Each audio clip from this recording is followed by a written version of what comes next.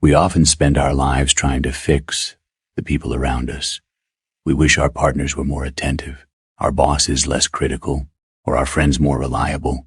We walk through the world as if we are the protagonists in a movie, surrounded by a cast of difficult characters who seem designed to annoy or hurt us. But what if I told you that the world isn't a movie, but a massive, shimmering hall of mirrors?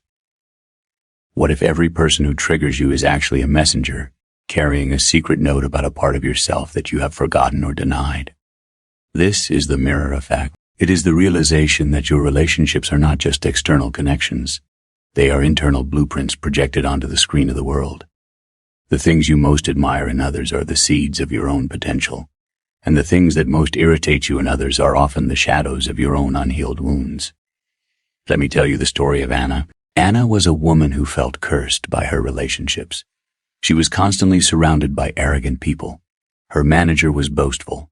Her best friend was self-centered, and even her brother seemed to constantly talk about his own achievements.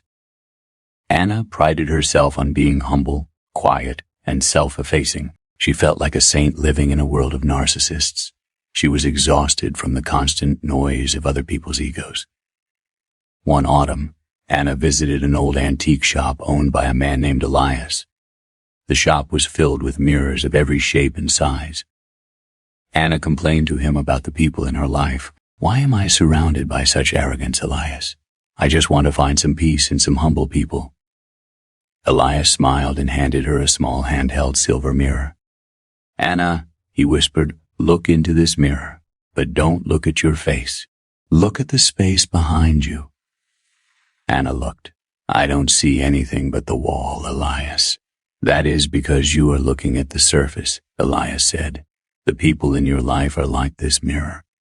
When you see arrogance in them, your irritation is a reaction to something inside you. Perhaps you have suppressed your own confidence so much that you resent anyone who shows theirs.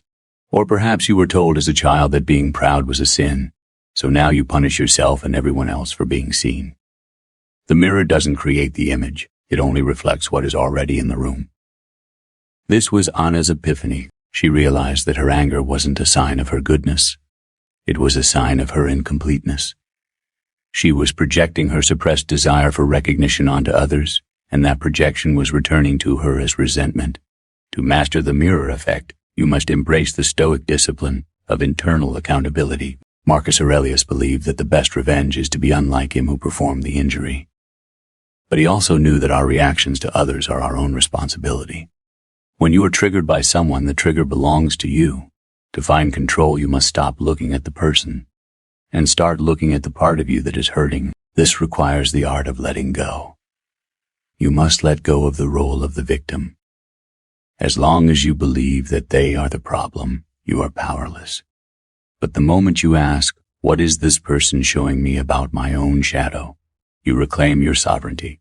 You move from being a reactor to being a seeker. This is the path of authenticity, integrating the broken or hidden parts of yourself until you no longer need the world to reflect your pain. In Zen practice, there is a focus on non-dualism. There is no me and them. There is only the flow of consciousness. When you judge someone, you are essentially judging a part of yourself that you haven't yet forgiven. The person who irritates you is your most valuable teacher. They are showing you exactly where your boundaries are weak and where your self-love is missing. Anna returned home and began the practice of reflection. The next time her manager boasted about a successful deal, Anna felt the familiar surge of irritation. But instead of complaining, she chose silence. She closed her eyes and asked, "What am I afraid of here?" She realized she was afraid of being invisible. She realized that her manager's arrogance was just a loud version of her own hidden need to be seen. In that moment of awareness, the irritation dissolved. She didn't need to change her manager.